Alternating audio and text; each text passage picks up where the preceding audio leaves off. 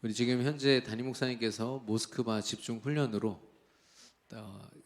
총 담임 목사님을 포함한 5분의 목사님께서 그곳의 현지 목회자들과 또 연결된 제자들을 같이 훈련하는.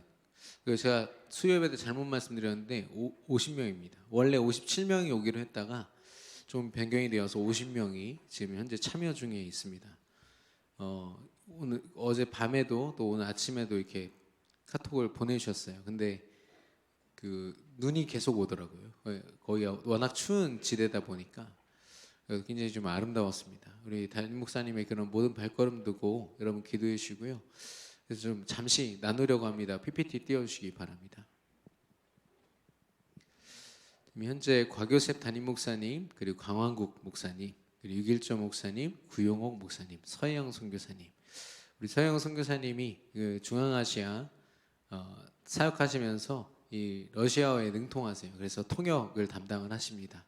나머지 분들은 다 우리 담임 목사님과 함께 이 여정을 같이 하시는 우리 동역자들이십니다. 현지 목회자는 야곱 목사님, 하자크 목사님, 또 카렌, 아르멘, 또 그 아르메니아에 속한 이게 목회자들이 많이 있고요. 또 이번에 좀 요청한 분이 바로 러시아 리콜라이 목사님이십니다. 그래서 이렇게 지난번에 아르메니아 집회 때 만났던 이 목사님을 통해서 이번에 문이 열린 거예요. 이 복음을 더 듣고 싶다. 우리나라에서도 해줘야 된다. 앞으로 계속 이런 문들이 열릴 줄로 믿습니다. 우리 다음 장이요. 저 건물이 러시아 정교회, 기독교도 아니고 천주교도 아닌, 이게 약간 짬뽕된 것 같은 그런 종교가 이제 러시아 정교회인데, 그 정교회 기숙사입니다. 기숙사를 빌려서 이번에 집중훈련을 진행을 하는데 28일 목요일까지 진행될 예정이고요. 참석 인원은 50명입니다. 저렇게 저 공간에 꽉 차가지고 되게 열정적으로 말씀을 듣는 모습이었습니다. 한 장 더 넘겨주시기 바랍니다. 왼쪽에 이제 4분의 사진이 있는데 그 외에도 거의 대부분의 사람들이 이제 간증을 하고 포럼을 했어요. 뭐 특별히 막 우리가 어떤 활동을 하는 게 아니잖아요. 어느 교단처럼 이렇게 방언을 하는 것도 아니고 특별한 체험을 하는 게 아닌데 이 복음을 들으면서 나의 정체성을 발견했다. 중요한 건 옆에 같이 사역해주던 목사님이 계세요. 근데 내가 내 정체성을 이제 찾았다. 이렇게 고백을 하는 거죠. 그리고 이 집회가 첫날에 딱 끝나자마자 목사님들이 또 충격을 받은 거예요. 도대체 이 복음이 뭐냐. 그래가지고 이 목사님들을 모셔다 놓고 밤 9시부터 새벽까지 저렇게 따로 목사님들이 요청해서 저런 포럼 시간을 갖고 이 전도운동에 대해서 함께 나누는 시간을 가지셨습니다. 그 이후에는 이렇게 눈 내리는 영상만 보내셔가지고 더 이상 첨부하지는 않았어요. 계속해서 이 집중훈련이 진행되고 오늘도 아마 예배로 진행될 예정인데 여러분 기도해 주시고 저곳에 지금 또 전쟁이 계속되고 있는 나라 아닙니까?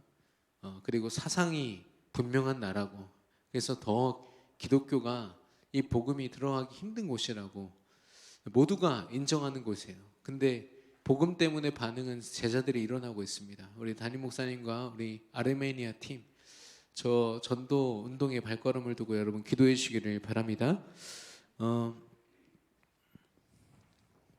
오늘 제목이 복음 회복입니다.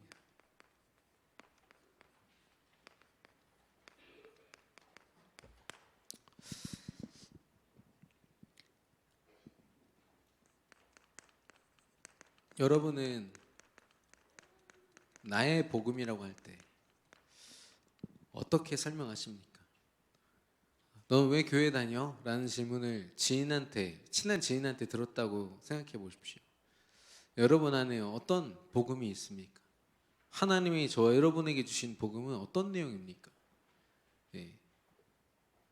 바울은요, 이 복음은 나의 복음은 끊임없이 자신이 체험하고 하나님께서 내게 허락된 이 복음을요 어떻게든 정확하게 설명하고 싶어서요 몸부림쳤습니다.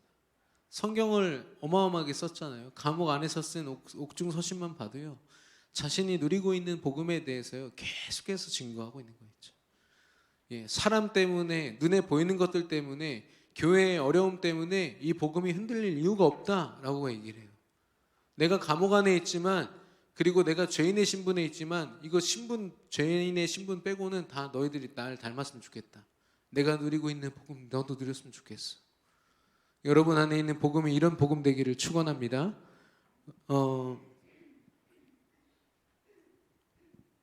우리는요 복음의 내용을 알고 있어요. 정확하죠. 예수가 그리스도라는 복음이고, 좀 더 구체적으로는 왕 제사장 선지자로 오셨죠. 근데 이제는 내용을 증거하는 사람들이 아니라 이 실제를, 복음의 실제가 뭡니까? 여러분에게 있어서의 복음의 실제가 뭐죠? 저는 어떤 분이 신앙을 너무 힘들어 하시는 거예요. 그때그때마다 사건 상황이 올 때마다 너무 힘들어 하셔서 왜 그럴까 보니까요, 이분은요 복음이 자신과 자기 자녀들 성공이거든요. 잘 되면요 그렇게 은혜를 누릴 수가 없어요. 근데 잘 안 되면 완전히 무너져 버려요. 왜 이럴까? 왜냐?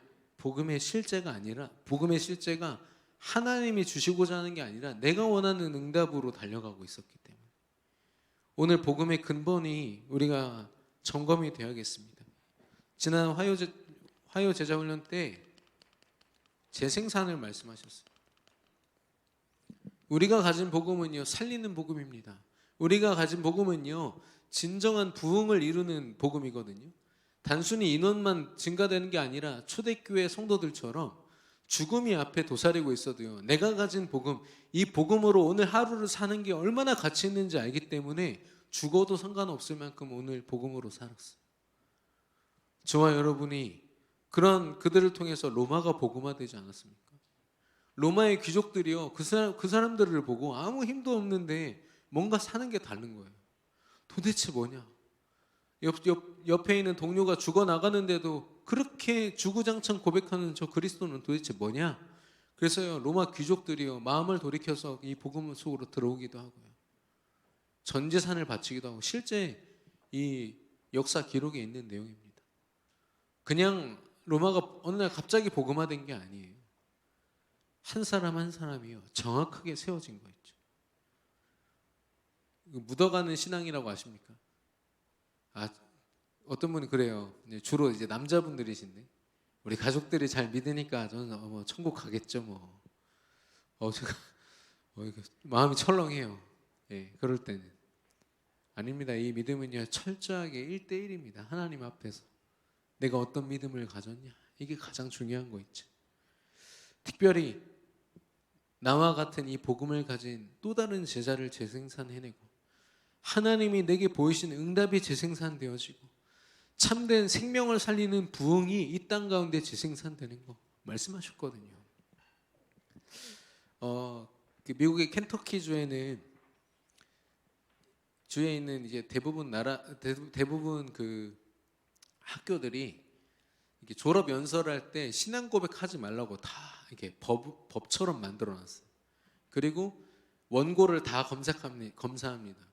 뭐 하나님 감사합니다, 하나님께 영광 돌립니다, 이런 막 문구들 다 삭제하거든요. 근데 지금 어떤 일들이 일어나냐면, 이 믿음 가진 학생들, 이 대표들이 원고를 숨겨갖고 올라가요. 그래가지고 교장 선생님이 준 원고를 찢어버리고 그 자리에서 자기 신앙 고백을 합니다.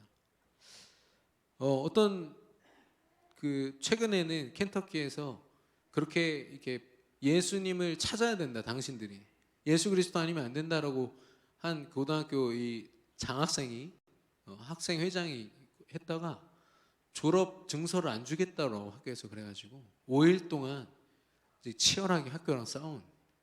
근데 법적으로 큰 근거가 없거든요. 그러다 보니까 이제 했지만 앞으로는 이게 법으로 제정이 됩니다. 예. 뭐 차별금지법이라든지 어떤 법을 동원해서라도 이제는 우리가 우리의 신앙으로 고백되어진 이 고백을요 틀어 막을 겁니다. 우리 아이들이요 학교 안에서요 복음 전하는 거, 저는요 명상도 하고 온갖 걸 다 하는데요 이 예배만 못 드리게 하더라고요. 학교들이 참 신기하죠. 근데 방법이 있습니다. 우리 학부모님들이요 강력하게 얘기하는 겁니다. 나는 우리 아이가 신앙 가운데 크기를 원하고 학교에 일부 공간을 내어달라. 우리 아이들 예배하게 하겠다. 이런 부모님들이 이제 나와야겠습니다. 예, 이게 권리거든요. 아니 학부모 모임 해가지고 온갖 걸 다 하는데요. 정말 진짜 기도하고 예배하는 모임이 없어요. 우리 교회, 우리 학부모님들 통해서 우리 렘넌트들의 학교에 기도 처소, 예배 처소가 생길 줄로 믿습니다. 예. 그래서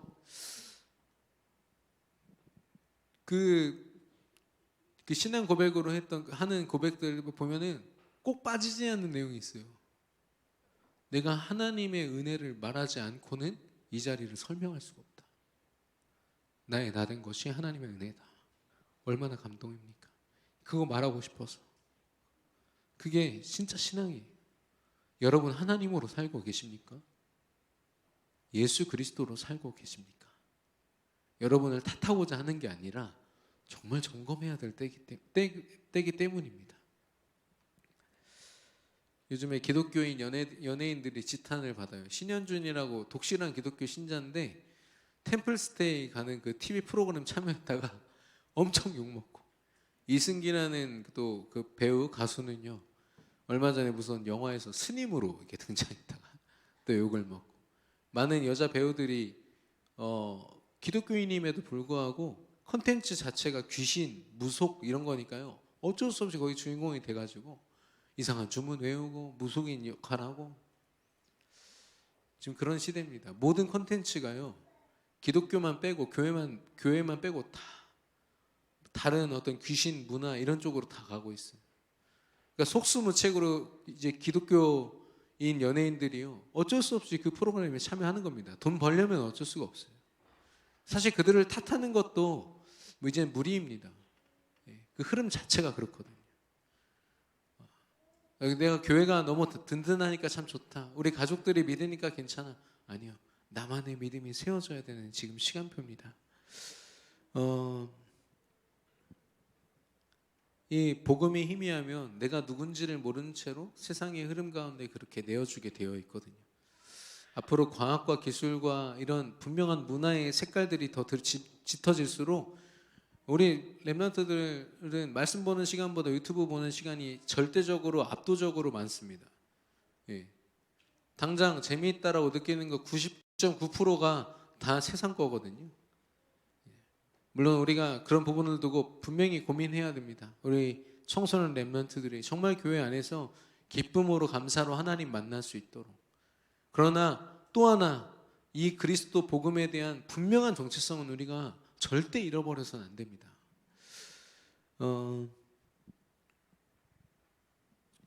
오늘 이 바울이 내가 복음을 부끄러워하지 않는다라고 했습니다. 왜 이런 얘기를 했을까요? 로마에 있는 유대인들, 로마에서 기독교인들이라 불려지는 사람들 있잖아요.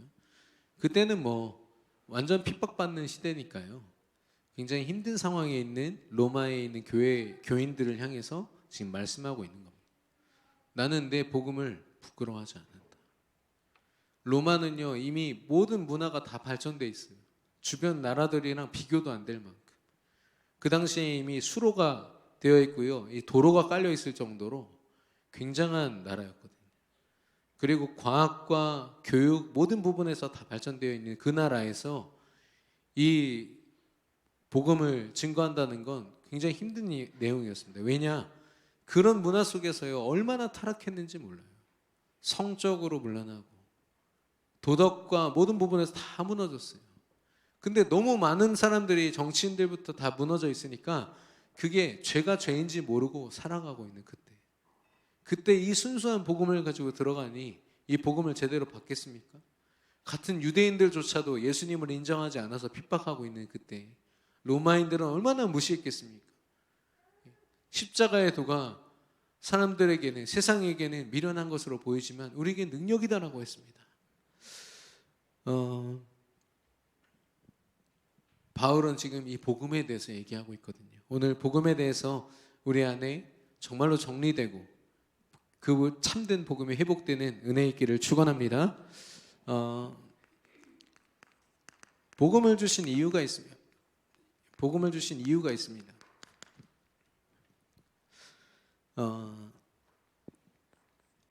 하나님이 인간을 창조하실 때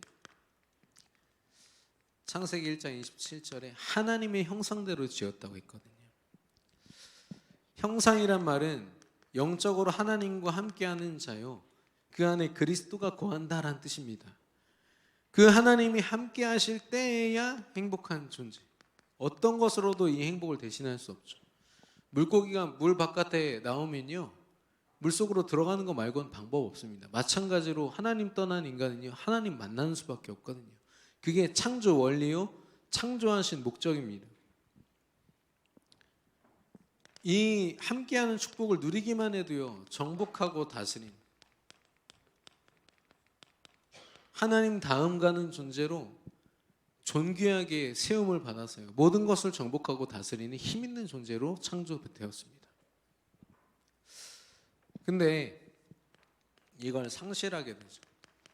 이 모든 축복을 상실하는 사건이 바로 창세기 3장 1절에서 6절입니다. 사단에게 속았어요. 선악과를 먹지 말라는 하나님 말씀을 거역하는 죄를 짓고 하나님을 떠나게 됩니다. 모든 것을 상실한 인간에게 소망이 없는데 그때 그 자리에서 유일한 답을 주십니다. 바로 창세기 3장 15절. 여자의 후손이 마귀의 머리를 상하게 할 것이다.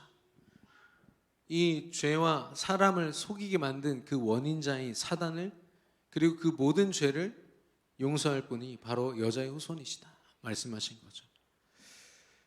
그래서 마태복음 16장 16절에 그분이 실제 몸을 입고 이 땅에 오신 그 하나님, 그 예수님, 예수가 그리스도이신 줄로 믿습니다. 그래서 이 예수님께서 말씀하신 그대로 성취하셨어요. 요한복음 19장 30절에 다 이루었다라고 말씀하셨습니다. 뭘 다 이루었습니까? 왕의 권세로 사단을 박살내시고, 제사장의 권세로 모든 죄를 용서하시고, 선지자의 권세로 길이 되셔서 하나님 떠난 문제 해결하셨죠.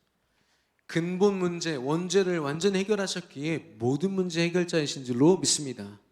그래서 고린도전서 15장 3절 4절 말씀하신 대로 부활하셨다고 했습니다. 부활하셔서 살아계신 하나님 그 자체가 되신 거예요, 예수님께서. 그리고 그분이 말씀하십니다. 마태복음 28장 18절 20절. 하늘과 땅의 권세를 가지고 내가 너와 세상 끝날까지 함께 하겠다고. 그러면 뭡니까? 함께를 말씀하셨습니다. 하나님이 뭘 회복하신 거죠? 근본을 회복시키신 거예요. 우리는 이 그리스도 복음을 가지고 특별한 걸 하는 게 아닙니다. 하나님이 나와 함께 하시는 축복이 회복된 거예요. 여러분, 오직 그리스도 그 언약 때문에 하나님이 지금 우리와 함께 하신 줄로 믿습니다. 예, 이 예배의 자리는요, 그런 하나님과 더 긴밀히 소통하고 하나님의 음성을 듣고 하나님과 함께 하는 자리예요. 여러분의 모든 업과 여러분의 일주일의 삶은요, 하나님과 함께 하는 자리여야 돼요. 우리 렘넌트들 공부하면서 외롭습니까? 미래에 대한 불안함이 있습니까?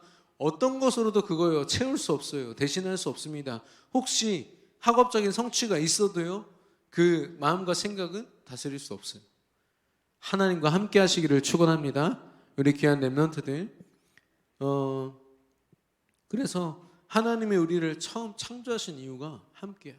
이것 때문에 모든 걸 정복하고 다스렸던 그대로 회복하신 거죠. 에덴의 축복을 그대로 회복하신 예수 그리스도. 이게 복음을, 우리에게 그리스도를 주신 이유입니다. 그러면 이 복음은 어떻게 누립니까? 요한복음 1장 12절. 영접하는 자 곧 그 이름이 믿는 자에게 하나님의 자녀가 되는 권세를 주셨습니다. 하나님의 자녀 삼으셨다고 했습니다. 마음의 예수님을 영접할 때. 로마서 10장 9절 10절. 마음으로 믿어 의에 이르고 죄가 완전히 용서될 뿐 아니라 입으로 시인하여 구원을 받는다라고 했습니다.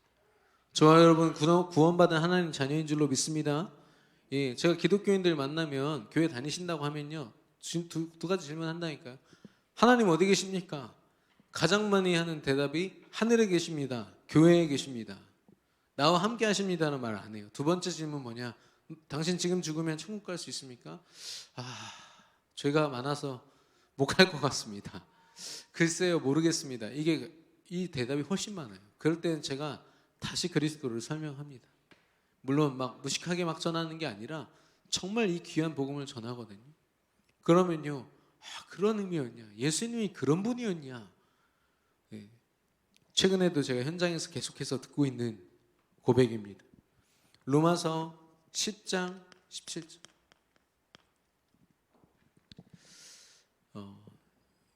구원은 그리스도의 말씀으로 말미암는다고 했습니다. 빌립보서 1장 6절에 예수님을 영접함과 동시에 우리에게 일어난 일입니다. 우리 안에 선한 일을 시작하신 이가 그리스도 예수의 날까지 이루실 줄을 확신하노라. 우리의 여정이 이미 하나님께 확정되고 확증된 줄로 믿습니다. 우리의 길을요, 우리가 개척하는 게 아니에요. 죄송하지만 이미 하나님이 다 발걸음으로 걸어두셨어요. 선민아, 믿음으로 잘 따라와. 믿음으로 내가 남겨놓은 흔적 잘 쫓아오면 돼. 마치 내비게이션 틀어놓고 내비게이션 소리 안 듣는 것처럼, 화면 안 보는 것처럼 하나님이 우리를 향한 완전한 길을 예비하셨는데 우리가 때로는 기도하지 않아서, 하나님께 집중하지 않아서 내 방법대로, 내 경험대로, 전에 내가 하던 불신앙의 모습 그대로 걸어갈 때 있거든요.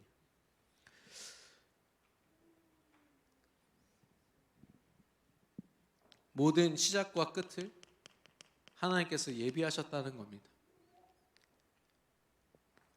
예레미야서 33장 1절에서 3절, 잠언 16장 9절. 이를 지어 성취하시는 여호와. 모든 일을 하나님께서 계획하시고 하나님이 시작하시고 하나님이 성취하신다고 했습니다. 어느 곳에도 네가 열심히 하고 네가 이루고 네가 감당하고 네가 견뎌라고 하지 않으세요. 내가 다 할 거니까.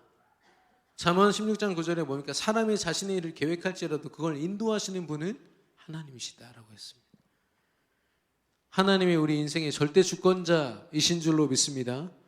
이젠 주인 되신 하나님께 우리 인생을 맡기는 게 바로 누림입니다. 제가 예전에 잘 그럴 일이 별로 없는데 어떤 할머님이 이렇게 넘어지신 걸 봤어요. 버스 정류장에. 그래가지고 그냥 지나갈 수가 없어. 차를 멈추고 어떻게 된 거냐 이렇게 부축해 드리니까 태워달라 하시더라고요. 그래가지고 이게 뭐지? 요즘에 막 이상한 소문도 있잖아요. 할머니가 막 이상한 뭐 음료 먹이고 막 이렇게 한다고. 그래서 두렵고 떨리는 마음으로 이렇게 뒤에 모시고 가는데 재밌는 게 뭐냐면 이분이 짐을 이만큼 들고 있는데 그거를 안 내려놓고 이렇게 안고 계신 거예요.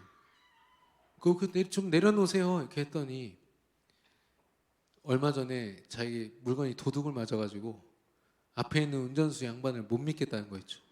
그럼 차를 타지 마시든가. 그러니까 서로 안 믿는 거예요. 저도 할머니를 계속 경계하고 그분도 저를 막 경계하고 그러다 이제 내려드렸습니다만은 그런 겁니다. 하나님이 이끄시는 이 은혜의 배에 탔으면 하나님께 맡겨드릴 수 있게 되기를 축원합니다. 우리의 여정을 다 준비하시고 계획하시고 이끄시는데 이미 완성하시고 준비하시고 부르시는데 우리가 아멘 하면서 왜 못 가겠습니까? 실제로 제가 지금 사역하고 있는 곳에서 하나님의 준비하심을 끊임없이 얘기하고 있는데요.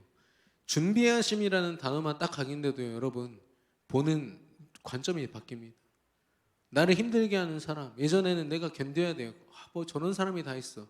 근데 하나님이 내게 나를 위해서 나의 세계복음화의 여정을 위해서 저 사람을 준비하시고 내게 만나게 하셨다. 그 사람이 아무리 이상해도요, 기도가 나와요. 하나님 계획이 뭡니까? 저분을 통한 하나님 계획이 뭐죠? 당장 기분이 나쁜 게 아니라요, 기도로 집중을 해요. 다르죠. 굉장한 힘입니다. 이건요. 지금 말 한마디에 서로 죽이고 살리고 하는 지금 시대에 사람 하나 때문에 우리의 감정이 흔들리지 않는다. 이것만으로도 엄청난 일이거든요. 사건이 터져도요. 야, 이거 하나님 왜 이 사건을 허락하셨지?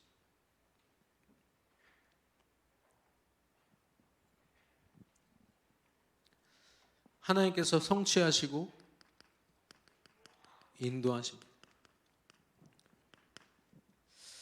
빌립보서 4장 6절을 시작. 그리고 요한복음 14장 26절.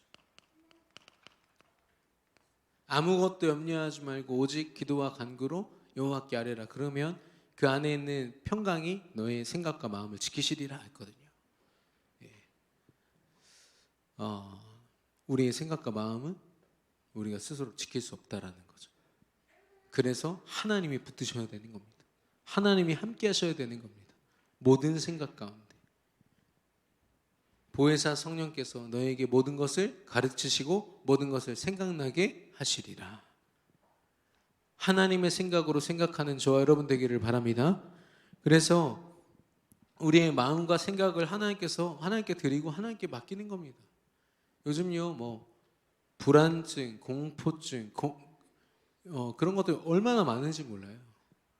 우리 대학 청년들이고 또 실력을 가질수록 그런 부분에 더 취약해져요. 좀 안타까운 거는 이 복음을 가진 우리 렘넌트들, 우리 산업인들, 중자분들 가운데서도 그런 분들이 있어요. 그분들이 잘못된 거냐? 아니요. 이 도전을 할 절호의 기회인 거죠. 누굴 탓하거나 할 필요도 없이요. 여러분 정말 제대로 도전해 보시기 바랍니다. 나 오랫동안 해봤는데 안 됐어. 하나님이 이 역사 보이시려고 지금까지 끌고 오신 거예요.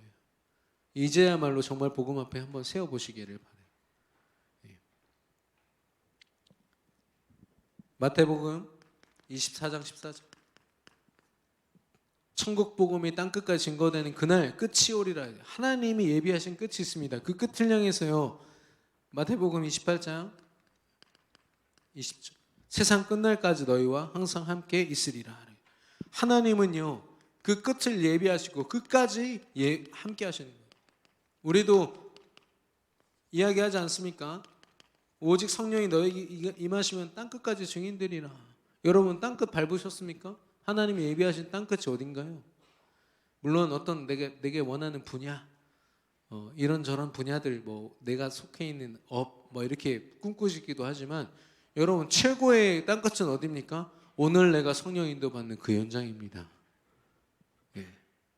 세계복음화는 어디죠? 오늘 내가 있는 그 현장에서. 여러분이 특별히 복음 전하면서 막 돌아다녀야 됩니까? 아니요. 여러분의 일상을 사세요. 대신에 하나님께 맡겨드리고 사세요. 그러면 하나님이 준비하신 것들로 여러분의 삶을 채우실 겁니다. 이 복음이라는 것, 전도라는 것 하나님이 준비하시고 이름 완전히 맡기니까요. 얼마나 편안한지 몰라요. 정말로 편안.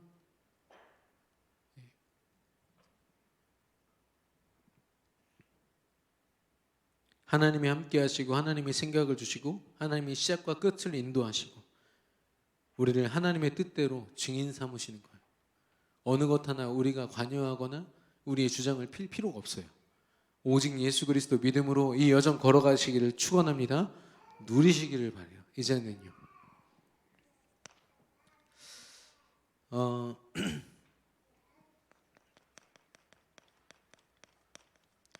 이런 하나님 자녀들에게 이미 허락된 받은 응답들이 있습니다. 미국에서 지금 미국이 또 전 세계에 되게 중요한 역할을 하기 때문에 지금 전쟁이 계속되고 있으니까 지금 이런 전쟁과 관련된 법안들 이런 것들이 막 통과가 돼야 되는 그 국회에서요. 지금 상원 하원이 치열하게 싸우고 있어요. 이제 내년에 트럼프 대통령이 되면 상원 하원 전부 다 공화당이 잡고 이제 그들의 주장대로 가겠지만 지금은 철저하게 민주당과 공화당이 싸우고 있거든요. 그래서 할 때마다 동성애가 나와요. 할 때마다 이 낙태법에 대해서 나와요. 낙태법 때문에 트럼프 대통령이 이번에 굉장히 좀 위기가 있었던 상황이 있었거든요. 기독교적인 이런 사상을 가진 이 트럼프 대통령은 낙태법을 금지시킨다. 그런데 반대로 해리스 같은 경우는 낙태법에 완전 찬성하고 낙태에 대한 모든 권한을 다 부여시키는 거죠. 근데 이제 그 법정이 계속되고 있고 국회가 계속되고 있는데 그 증인으로 나온 참고인 한 사람이 바로 그 의사였어요.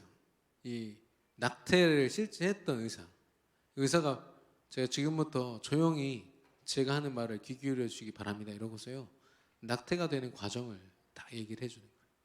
이 쇠 집게를 가지고 보이지도 않아요. 그냥 초음파를 보면서 그 아이의 그 다리 팔을 하나씩 잘라내고 꺼내는 거죠.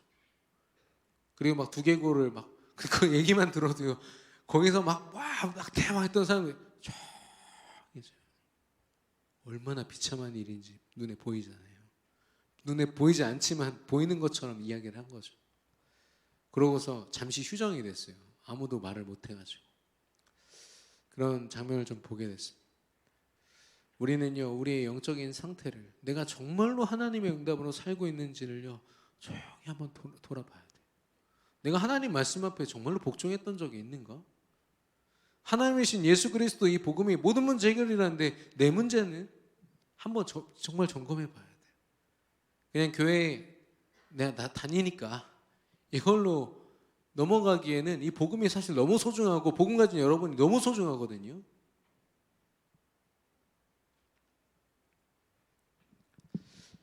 받은 응답은요 하나님의 자녀라는 거죠.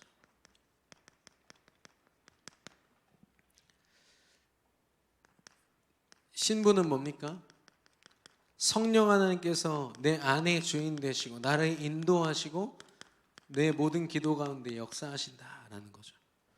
우리의 신분이 뭐 하나님 자녀다 얘기하지만 실제 신분의 모습은요 하나님께서 나와 함께 하시고 내 모든 것 주관하시는 겁니다. 그러면 따라오는 게 뭡니까? 권세죠. 천사 동원되죠. 사단 결박되죠. 천국 시민권 가졌죠. 그리고 세계를 복음화할 권세가 우리에게 주어졌어요. 우리는 하나님과 함께 할 뿐인데 이 모든 권세가 이미 다 주어진 겁니다. 이게 하나님 자녀예요. 내가 이 권세를 가졌어 7가지를 누릴 거야 안 하셔도 돼요. 그리스도 이름으로 하나님과 함께 하시면 하나님이 그 권세로 저와 여러분에게 역사하실 줄로 믿습니다. 그래서 우리는요 하나님이 부여하신 완전한 여정을 걷는 거예요.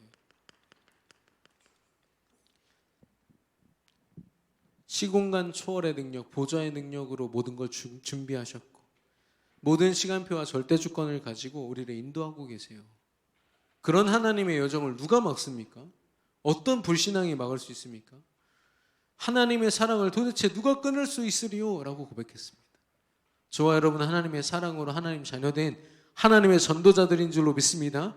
그렇게 귀한 우리의 신분과 권세를 누가 끊을 수 있습니까? 우리는 살리는 여정 가운데 있습니다.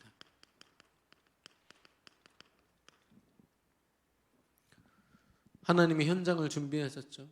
사람을 준비하셨습니다. 그리고 그 속에서요 우리의 삶을 두셨어요. 우리를 통해서 역사하시겠다고 말씀하십니다. 제가 요즘에요 이 행복을 가지고 계속 나누는데 자기 주변에 있는 사람들이 불행하다는 거를 이제는 그 행복을 가지고 보는 거예요. 전하고 싶은데 막 전하고 싶대요. 그래서 제가 워워 했어요. 네 지식이나 이런 걸 가지고 전달하지 말고 네가 진짜로 행복한 그거 전달하려면 더 기도해야 돼. 하나님이 인도하실 때까지 더 기다리자. 이건 이 모든 전도의 여정을 하나님이 하셨다라고 인정될 수밖에 없도록 만들어 보자 우리. 제가 오히려 조금씩 말리고 있다니까요. 그러나 이미 꿈틀대고 있어요. 내가 너무 행복하니까 안 행복한 사람 다 보여요. 여러분 불행한 사람들 보이십니까? 저는 죄송합니다만 저 요즘에요 웃고 있는데 보여요. 저 사람 진짜 하나님 만났으면 좋겠다. 예전에는 막 영적 문제 있고 막 무슨 문제가 있어야 아이고 안타깝다 했는데요. 지금은 안 그래요. 제가 복음 가지고요. 제가 가는 곳마다 불신자들 보고 그냥 밥 먹으면서 그 가게 주인만 봐도요. 저분 진짜 복음 들었으면 좋겠다. 그때 이렇게 하나님 사인 주시면 때로는 복음 전하기도 하고요. 요즘에 참 재밌습니다. 예전에는 전도하고 싶어서 몸부림쳤다면 요즘에는 하나님과 함께하는 재미로 현장에서 정말 많은 것들 보고 있거든요. 여러분 함께 하고 싶으신 분들은 꼭 말씀해 주시면 함께 현장 다니면 좋겠습니다. 하나님이 우리를 하나님 자녀 삼으셨죠. 완전한 여정과 또 살리는 여정으로. 이 여정은요, 어떤 종교도, 사실 종교도 아니죠. 다 귀신입니다. 하나님 빼고 다 귀신인데 귀신의 능력으로도 할 수 없는 게 사람 살리는 겁니다. 영적으로 살리는 거. 앞으로 21세기의 최고 경쟁력은 뭡니까? 누군가를 살리는 겁니다. 영적으로. 이건 아무도 할 수가 없어요. 우리 렘넌트들이 실력 갖추고 각 분야에 최고 전문가 될 줄로 저는 확신합니다. 근데 그 자리에서 살리는 자가 되어 있지 않으면 본인도 함께 이 세상 흐름 속에서 또 속게 됩니다.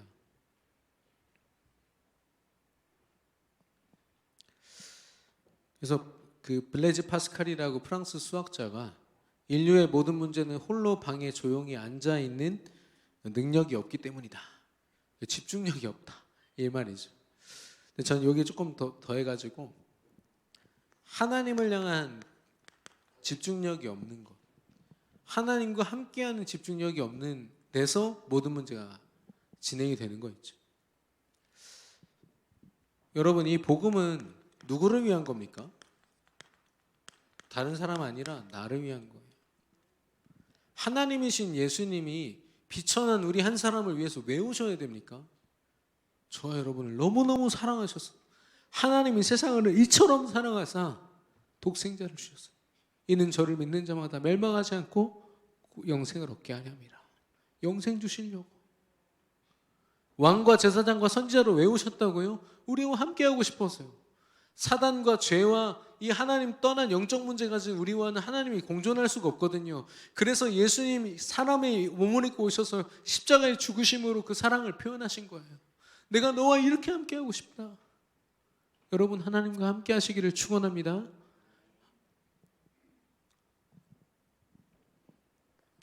이 복음이요, 회복되어야겠습니다. 내용으로 가지고 있는 복음은 이제 제대로 점검되어야 됩니다. 나라는 한 사람이 나의 하루를, 나의 오늘을 회복하는 거예요. 리셋이라고 하는데 정말 복음 때문에 우리가 감격했던 그 시간, 그거요 처음에만이 아니라 매일의 삶 속에서 누릴 수 있습니다. 감사하게도 저 매일 누리고 있거든요. 얼마나 감사하고 얼마나 든든한지. 사람들은 지금이 되게 위기고 힘든 시기다라고 하지만 저는 죄송하지만 지금이 가장 제 인생에서 가장 행복한 시간이에요. 물론 눈에 보이고 또 우리 교회에 일어나는 여러 가지 일들 속에서 슬픔이 왜 없겠습니까? 근데 내 안에 살아계신 하나님으로 말미암아 저는 행복합니다. 여러분 행복하십니까? 그 행복함을 누리시기를 축원합니다. 그래서 이 복음을 가지고도요 변질될 수 있습니다. 변질은 듣기도 안 좋잖아요. 복음에 고인물 되면 복음에다가요 온갖 것, 세상 것, 모든 것 다 짬뽕해가지고 거의 다 내 주장, 내 자존심 다 짬뽕해 놓으면요 복음 아닙니다. 이걸 변질이라고 해요. 복음은 복음대로 둬야 돼요. 오히려 내가 없어질 만큼 복음을, 하나님을 앞세우고 하나님을 선택해야 됩니다. 이걸 변화라고 합니다.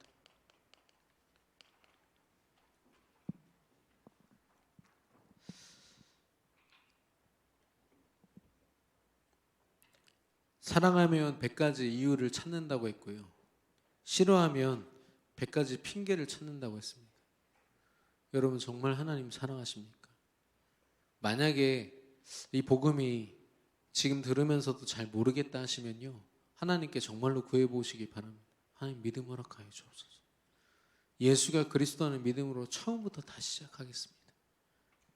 여러분 그 시간이 절대 늦지 않았어요. 이 복음이 얼마나 귀하고 가치가 있는데 성경 앞에, 이 말씀 앞에 서 있는 우리 자신은요 사실 아무것도 아닙니다. 목사라는 직분 가지고 있지만 그냥 하나 사람에 불과하거든요. 말씀이야 이렇게 전할 수 있지만 제 삶 가운데서 제가 하나님 못 누리면 저도 똑같은 죄인의 모습으로 얼마나 타락하게 될지 저도 장담할 수 없습니다. 그럼에도 불구하고 지금 이렇게 일어난 일들, 저는 제 책임이라고 생각을 하거든요.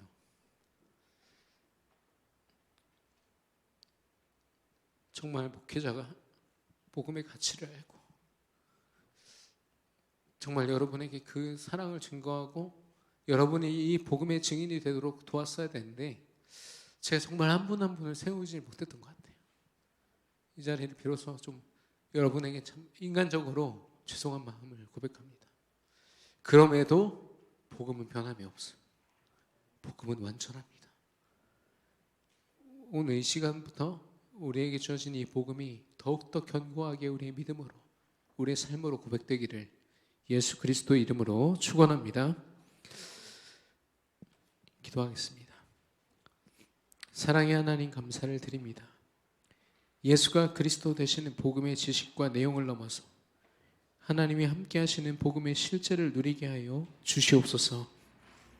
근본을 회복하신 복음의 이유를 알고 이제는 복음을 삶 속에서 누리게 하사 참된 응답을 받는 우리 교회 모든 성도 렘넌트들 되게 하여 주옵소서. 나를 위하여 복음을 허락하셨음을 믿습니다. 복음 안에 회복하신 가장 존귀한 우리 자신과 축복된 삶이 회복되고 되찾는 축복이 있게 하여 주시옵소서. 예수 그리스도 이름으로 기도드렸습니다. 아멘.